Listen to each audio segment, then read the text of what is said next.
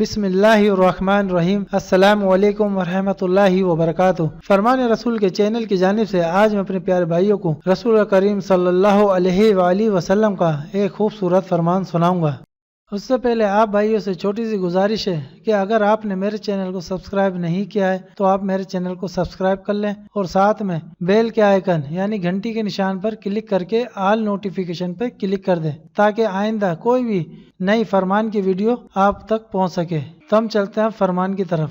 بسم اللہ الرحمن الرحیم۔ نیکی اور گناہ کی پہچان۔ حضرت ابو امامہ رضی اللہ تعالی عنہ فرماتے ہیں کہ ایک شخص نے نبی کریم صلی اللہ علیہ وآلہ وسلم سے سوال کیا کہ ایمان کیا چیز ہے؟